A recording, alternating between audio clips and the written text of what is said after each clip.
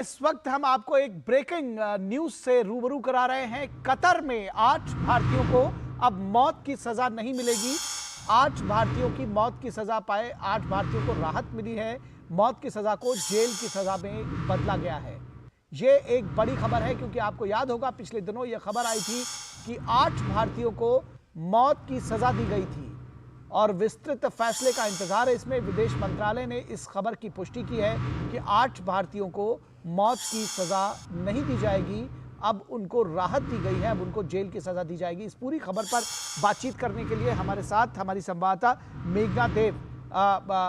हमारे साथ जुड़ी हुई हैं। मेघना, आपसे समझना चाहेंगे क्या है पूरी खबर, विस्तार से जानकारी दें जो भी आपको फर्स्ट हैंड इंफॉर्मेशन मिली है।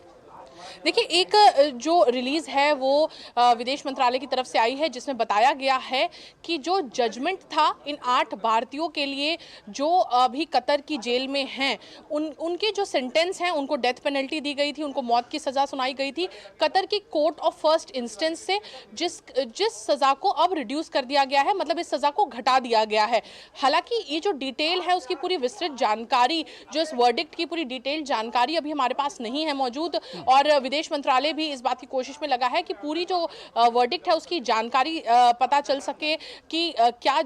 कितना रिड्यूस किया गया है सेंटेंस, क्योंकि मौत की सजा सुनाई गई थी तो उस हिसाब से क्या अगर कारावास दिया जाता है तो कितना लंबा ये जेल टर्म रहेगा, वो अगर पता चल सकेगा कि कितना लंबा उनको जेल टर्म दिया गया है या रिड्यूस हुआ है तो कितना क्या डेथ पेनल्टी को टर्न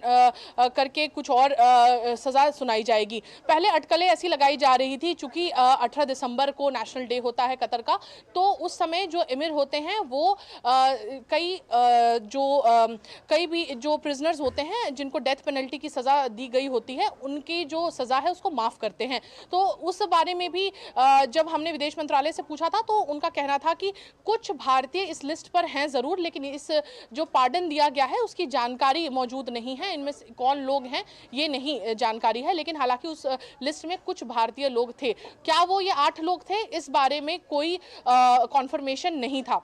लेकिन अब जो खबर आ रही है इसका मतलब है कि कोर्ट ऑफ फर्स्ट इंस्टेंस जिसने पहले मौत की सजा सुनाई थी, अब है कोर्ट ऑफ अपील जिसने इस सेंटेंस को रिड्यूस किया है। क्योंकि हमने जब कोर्ट ऑफ फर्स्ट इंस्टेंस से जब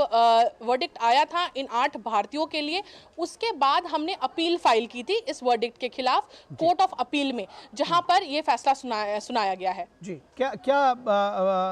सजा मिली थी इन लोगों के ऊपर, आरोप क्या है, संक्षेप में थोड़ा जानकारी दें। देखिए, क्योंकि ये एक पूरा जो मामला यहाँ पर जो कोर्ट ऑफ फर्स्ट इंस्टेंस में जो मामला चल रहा है उसको पूरी तरीके से अगर हम देखें तो उसके बारे में ज़्यादा जानकारी बाहर नहीं आई है, बहुत ही जो डिटेल्स हैं वो भी बाहर नहीं आई हैं कि इन पर किस बारे में जो मामला है वो दर्ज किया गया। हालांकि इतनी जानकारी है कि ये लोग जो थे 8 लोग एक्स नेवी पर्सनल जो थे वो अल दहरा कंपनी में काम कर रहे थे ओमान में, और जो कंपनी बंद हो चुकी है अब, लेकिन उस कंपनी में ये लोग काम कर रहे थे और आर्म्ड पर्सनल की ट्रेनिंग करते थे, और एक ऐसी कंपनी में वो लोग वहां पर एम्प्लॉय थे। उसके बाद कई मीडिया रिपोर्ट्स में अलग अलग किस्म के जो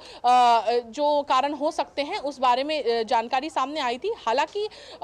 उसके बाद जब कॉन्सुलर एक्सेस दिया गया इन लोगों को, और उसके बाद हमने देखा था विदेश मंत्री डॉक्टर एस जयशंकर भी इनके परिवार से मिले थे, तो